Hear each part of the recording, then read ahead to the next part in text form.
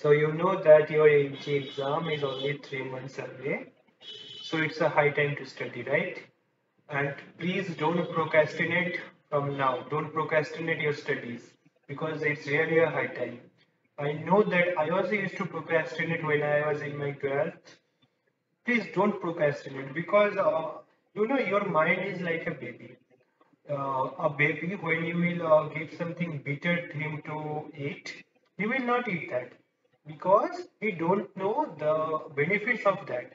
But he knows that from eating this, I will not get any happiness. I will not get that taste factor. I will not get that happiness, so he does not wants to eat. But your mind knows how much your life will be improved if you get a good WBJ score, a good score in JEE Mains, a good score in JEE Advanced. So please tackle with your that baby mind. Please tackle that baby mind and teach him. You will always procrastinate if you are not getting fun in learning. Make learning a fun. Make study a fun. Take it as a fun. Tell your subconscious mind that I am having fun while studying this. Okay. So, today we'll be starting our WBG course, crash course, and I am the physical chemistry mentor, and I will be teaching you whole concept. First thing is that I will teach you here the insights of the chapter, the important formulas, and previous year questions. All previous year questions from 2018, 19, and 20. If you think you need more previous year questions for practice, please write in the comment box. I will comply by that. I will always fulfill the needs and the interest of my aspirants. Right? So let's start with the course today. And one more important thing here, I will not teach you the fundamentals. I will not teach you the difference between irreversible and reversible processes. You must know the fundamentals of each chapter, right? So let me start with some important formulas. First, let me take the pen. Okay, so here you go. Right, here we go with some important formulas. First one is the molarity. What is the definition of molarity? Very simple. Number of, for one thing, all the things that will be written with two, that will be for solute, and all the things that will be written with one will be for solvent. Keep this in mind. What is the definition of molarity? Number of moles of solute in 1 liter of solution. But generally in question you will get the volume in ml. So I have kept it in ml. To get this in liters you have to divide it 1000. Take this 1000 here and you will get this formula. And W2 is the weight of the solute. W2 weight of the solute by molecular weight of the solute will give you number of moles of the solute. Right? So come to the next formula, molality. This is temperature dependent because volume is temperature dependent, but molality is independent of temperature because it is the number of moles of the solute present in 1 kg of the solvent. 1 kg of the solvent, not solution, solvent. So basically, this will also be given in grams weight of the solvent. So to make it in kg, divide it by 1000. Here I have taken this 1000 here and I have given you the derived formula. Next comes our normality, the most important one. Normality, it is defined as the number of moles of the, not number of moles, wait. It is the number of gram equivalent. What is the meaning of gram equivalent? Gram equivalent means weight of the solute by equivalent weight of the solute, not molecular weight. Equivalent weight of the solute. And what is equivalent weight of the solute? Equivalent weight of anything is equals to molecular weight of that compound or atom by the n factor of the reaction or n factor of that compound. Okay. So basically, in place of equivalent weight, this will give you the number of gram equivalent. This will give you the number of gram equivalent. This one I have written here. So more basically, if I want to not write this one and to express in terms of molecular weight only, m2 by n factor. Take this n factor here, take this n factor here, and you get W2 into 1000 into n factor by molecular weight of solvent into volume in ml. So see, this whole thing is nothing but molarity. Molarity, right? So molarity into n factor gives you normality. This is a very important short formula that you must remember because this is its application is huge in the ionic equilibrium chapter. You will see that. So normality equals to molarity into n factor. It's not molarity equals to normality in factor. It's not the case. If you forget, just go from the definition. Go from this definition and take it out. Okay. Now next is this one I have said you, but it's my pen. Okay. So this one I have said you before. And what is the N factor? Let us take from all the compounds. N factor of an acid, say it is H3SO4. H3SO4, its molecular weight is 3 plus 32 plus 4 into 16, that is 64 plus 32, 96 plus 399. 99. And how many replaceable H plus ions it has? 3. So 3 replaceable H plus ions. So N factor is 3. So equivalent mass will be in fact molecular mass by N factor, that will be 33 is its equivalent mass. Okay. So now come to next bases. Acidity of a base, that is the number of replaceable OH minus ions, gives the N factor. Okay, very easy. Now for the salt, it is the total positive charge of the cation or the total negative charge of the anion, right? Total. See the case. If you have CaF2, so Ca has 2 plus and F has 1 minus charge, but it has 2 atoms. So the total negative charge is 2 minus. So this is the N factor. Okay, don't get confused. So if it has Al3, Al2O3, total charge of the anion, cation.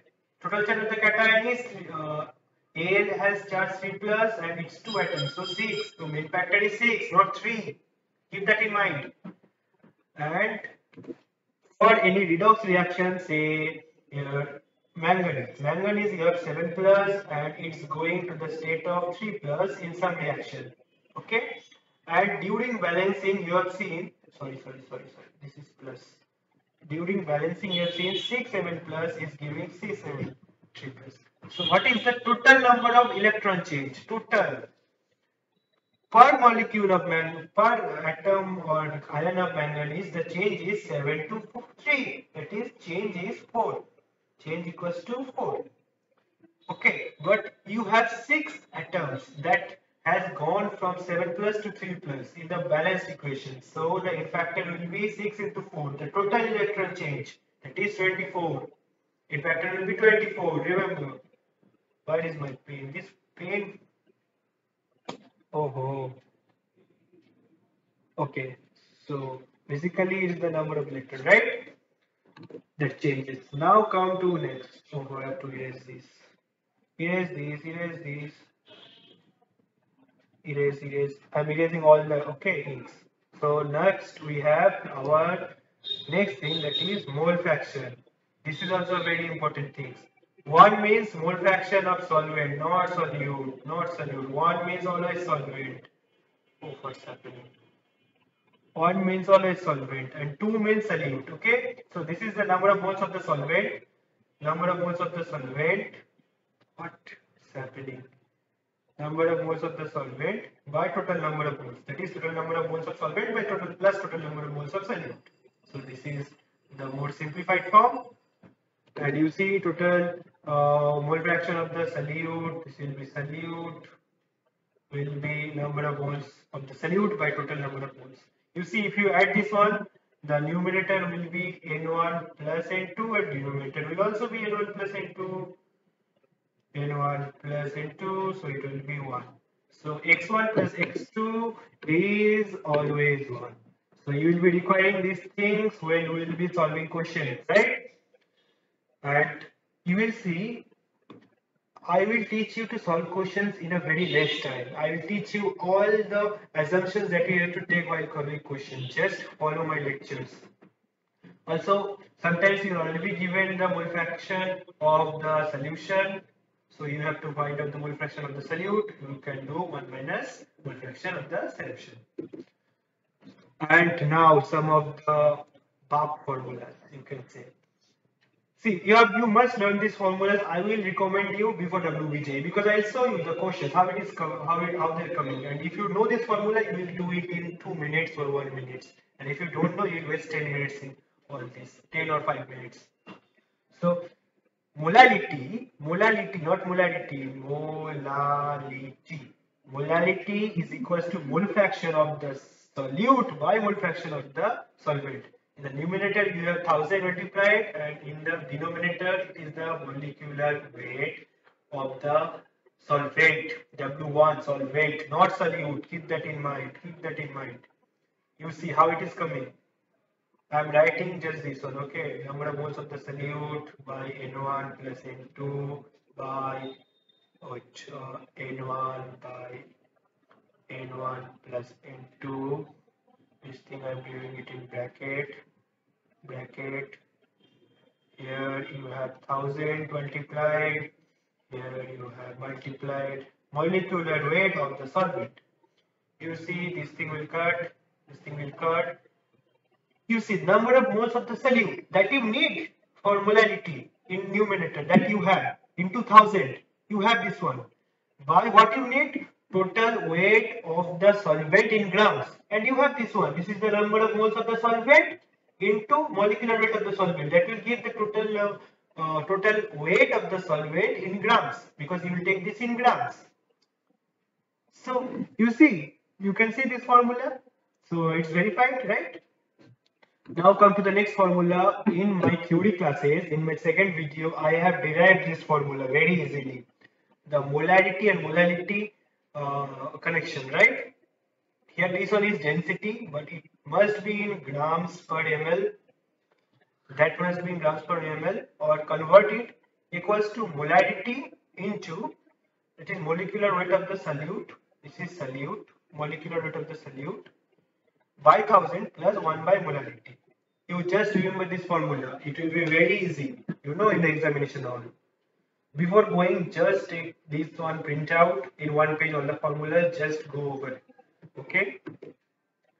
Now you will see that how these formulas are necessary. See this question. Exactly it came in our time, but the problem was that I did not know this formula and then I wasted some time, about 7 minutes to solve this question.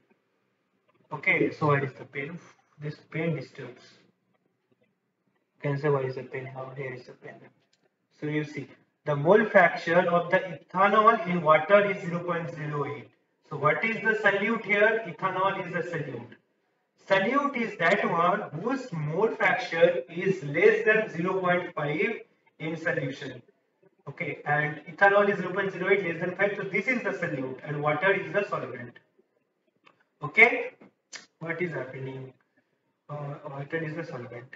So now come to my formula. Molality equals to mole fraction of the solute, that is 0.08 into 1000 by mole fraction of the solvent 1 minus 0.08, it is 0.92 into molecular weight of solvent, not solute, solvent. So you have to take molecular weight of water, it is 80.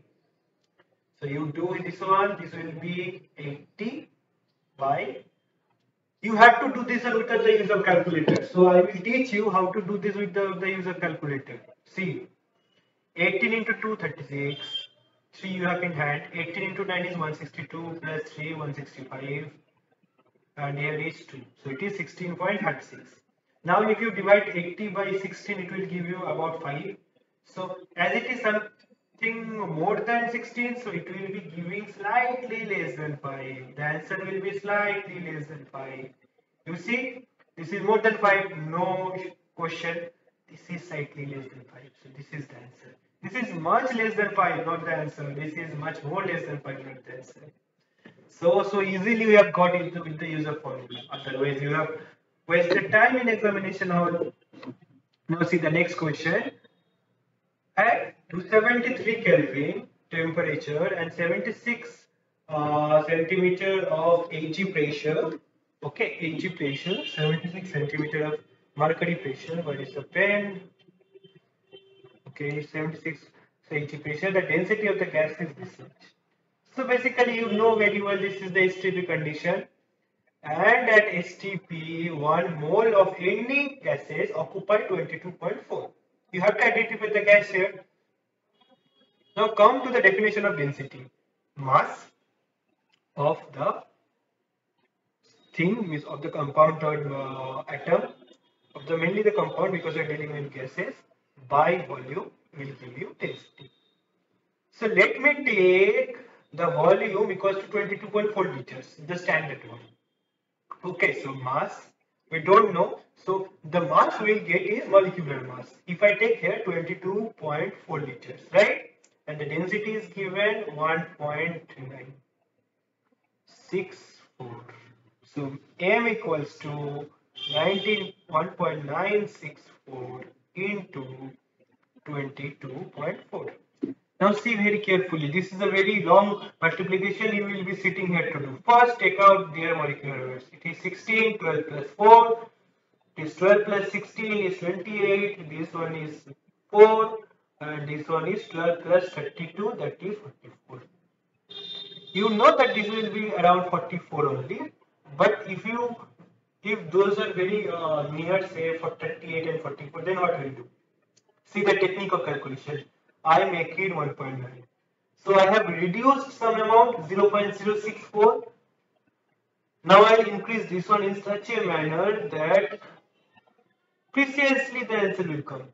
So 1.9 and 22.5. I have increased 0.1 and I have decreased 0.06. Now you calculate. Now the calculation will be 19 into 5 will be 95, 5, 9, 9 I have in hand, 19 into 38 and 9, 47, 4 I have in hand, 19 into 2, 38 plus 4, 42. So you see how the answer has come, that is near to 44, so this will be the answer. So I have taken the assumption so easily that within 30 seconds we can do calculation very easily. Take these smart assumptions. Now the next question, it's a very easy question. It also came in our time. See, the which contains the largest number of atoms? You have 1 gram of Ag right here, the molecular mass 1.8. You have 1 gram of iron, that is also 56.5. 1 gram Cl2, its weight is 71, but you will take 35.5 while dividing. I will teach you. And magnesium, I guess 24 or 23 it may be, I forgot, sorry for that. You know that 1 mole contains Avogadro's number and 1 mole equals to molecular mass. So 1 mole or molecular mass equals to Avogadro's number of atoms. So 1 gram, how much it will be? Avogadro's number by molecular weight, molecular weight. So here it will be 108 by molecular weight. Sorry. Here it will be Avogadro's number by 108. Here it will be Avogadro's number by 56.5. Here it will be Avogadro's number by 71. But my dear friend, it is Cl2. So you have to multiply here too. Okay. You have to multiply here too. So it will go here and it will give you 35.5. Remember this one. So this is A by 35.5.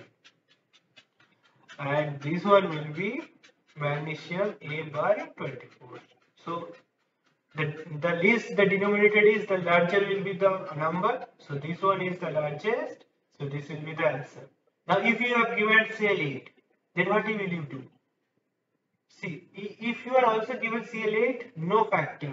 You will divide atomic A by 8 into 35.5. And how many atoms you have? 8 atoms. So 8 will only cancel. So it will have 35.5 only. We are dividing by 35.5 only. They will confuse you by giving here, it will give here CL8, they will confuse you and you will think that 8 atoms. So it must be the largest number of atoms. You will take this in a hurry. But maintain the clarity of your thoughts and you will get all the things right, my dear friend. So last one, you have here, you have to answer the what is the mass of one atom of 12 carbon, 12 carbon, means the 12 isotope of carbon. You know that Avogadro's number, that means 6.023 into 10 to the power 23 weighs 12 gram of 12C. So how much one atom will weigh? It will be 12 by 6.023 into 10 to the power 23. So this will be nearly 2 but less than 2. So you see nearly 2 but less than 2 and it will be 10 to the power minus 23 in the if you multiply it. So 10 to the power minus 3. So this is the answer. How much is the weight of one atom of W12C in AMU? It's basically 12 AMU. Okay, don't get confused. One atom weighs 12 AMU. One atom of hydrogen atom weighs 1 AMU. And one carbon atom weighs 12 AMU. So AMU answers, don't be confused. This will be not the weight of one atom of any molecule, so of any element is always equals to the molecular weight of that element, molecular weight of that element, AMU, right? So keep this in mind and just study hard. You have your exams in only 3 months away. Be motivated.